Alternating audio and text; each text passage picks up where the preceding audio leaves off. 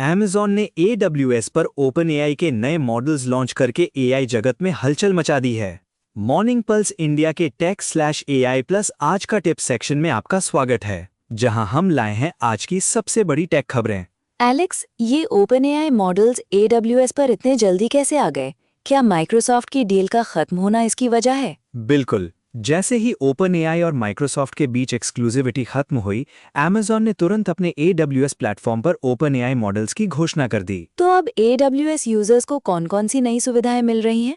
Amazon ने ना सिर्फ OpenAI के नए मॉडल्स पेश किए, बल्कि एक नया एजेंट सर्विस भी शुरू किया है, जिससे डेवलपर्स अपने ऐप्स में और आसान तरीके से AI इंटीग्रेट कर सकते हैं। क्या इससे AWS बाजार में और मजबूत हो जाएगा, खासकर AI के क्षेत्र में? निश्चित ही, अब AWS पर OpenAI मॉडल्स की उपलब्धता से बहुत सारे बिजनेस और डेवलपर्स को नए विकल्प मिलेंगे, जिससे Amazon को फायदा हो सकता है। क्या इसका असर माइक्रोसॉफ्ट अज्योर या गूगल क्लाउड पर भी पड़ेगा? हाँ, क्योंकि अब OpenAI मॉडल्स एक्सक्लूसिव नहीं हैं, क्लाउड मार्केट में प्रतियोगिता और बढ़ेगी, जिससे यूजर्स के लिए ज्यादा विकल्प खुलेंगे। एलेक्स, इसी बीच गूगल ने पेंटागन के साथ नई AI डील साइन की है। इसका क्या मतलब है? एंथ्रोपिक के इनकार के बाद गूगल ने अमेरिकी रक्षा विभाग यानी पेंटागन को अपनी AI टेक्नोलॉजी देने का फैसला किया है। एंथ्रोपिक ने क्यों मना कर दिया? एंथ्रोपिक ने साफ कहा कि वो अपनी AI को घरेलू निगरानी और ऑटोनॉमस वेपन्स के लिए इस्तेमाल नहीं होने देना चाहती। गूगल की डील में क्या खास है? गूगल ने पेंटागन को अपनी AI सर्विसेज देने के लिए नया कॉन्ट्रैक्ट साइन किया है, जिससे रक्षा विभाग को एडवांस्ड मशीन लर्निंग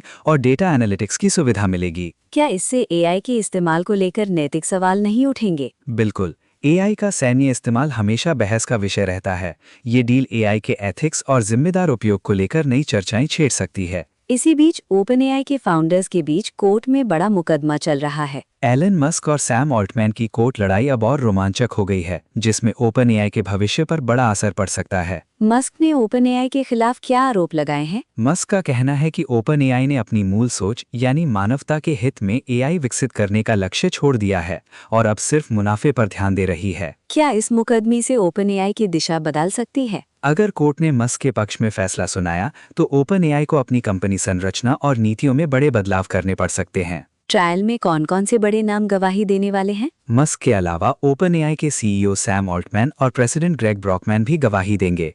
तीनों पहले OpenAI के सह-संस्थापक रह चुके हैं। AI इंडस्ट्री के लिए इस ट्रायल के क्या मायने हैं? ये मुकदमा तय कर सकता है कि AI कंपनियां आगे किस तरह से अपने मिशन और मुनाफे के बीच संतुलन बनाएंगी। चलते चलते एंथ्रोपिक ने क्लॉड AI के लिए नए कनेक्टर्स लॉन्च किए हैं। अब क्लॉड सीधे फोटोशॉप, ब्लेंडर और एबल्टन जैसी पॉपुलर क्रिएटिव सॉफ्टवेयर से जुड़ सकता है, जिससे क्रिएटिव प्रोफेशनल्स को बड़ा फायदा मिलेगा। क्लॉड में ये नया फीचर कैसे काम करता है? एंथ्रोपिक के कनेक्टर्स क्लॉड को Adobe creative cloud, affinity, blender, Ableton, Autodesk जैसी ऐप से जोड़ते हैं।